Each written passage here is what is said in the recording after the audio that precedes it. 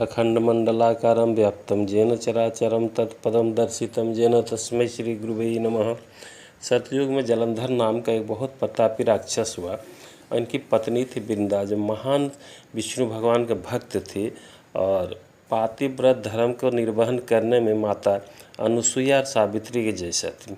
और इसी बल पर यह करीब अबद्ध हो गया था। तीनों लोक में अपना डंका बजा दिया। अब चारों तरफ अधर्म का ढोल बजा दिया, कहीं धर्म होने नहीं देता था। धरती अकला गई, सारे देवता त्राहिमाम करने लगे। सब मिलकर विष्णु भगवान के पास गए, विनती किए कि प्रभु इस जलंधर नाम का दैत्य से हम लोग को मुक्ति दीजिए, ये त्राहिमाम कर दिया है नाथ।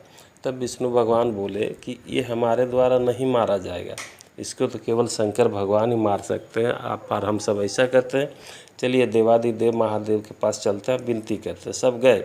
अब भगवान शंकर से विनती की कि प्रभु ये जलंधर का वध कीजिए और हम लोग को इसका त्रास से, इसका जुल्म से मुक्ति दीजिए। देवादि महादेव और इस जलंधर के बीच घोर संग्राम छिड़ गया, लेकिन पातिव्रत धर्म के से ये बलवान था, अतः भगवान शंकर का कोई अस्त्र इस पर काम नहीं कर रहा था।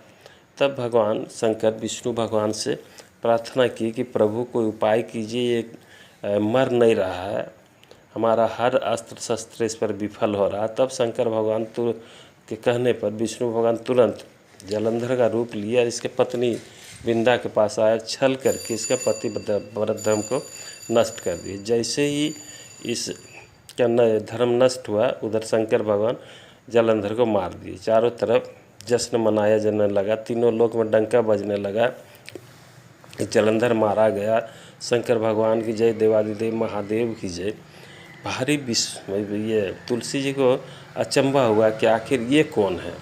तब वो बोली कि आप जो भी हैं, आप जल्दी से अपना स्वरूप में आइए, नहीं तो हम अभी आपको ये अभिशाप दे के भस्म कर दूंगी। तब भगवान अपना चतुर्भुज नारायण के रूप में प्रकट हुए। तुलसी माँ बिंदा बोली कि प्रभु आप पत्थर हृदय हैं क्या, कि आप पत्थर ऐसा काम किए हैं? अरे तुच्छ काम के लिए आप हमारा पातिव्रत धर्म को नष्ट कर दिए, जाइए मैं आपको अभिशाप देती हूँ कि आज से आप पत्थर का हो जाइए। अब भगवान उनका अभिशाप को स्वीकार करके तुरंत शालिग्राम शिला के रूप में परिणत हो गया। तब से आज तक और आगे भी भगवान इसी पत्थर के रूप में, भगवान का जो पत्थर के रूप में, शिला के रूप में पूजन आरंभ हुआ, तो यही सतयुग से हुआ। भगवान तुलसी को भी, बिंदा को भी बोले कि तो आप आज से तुलसी के रूप में परिणत हो जाइए।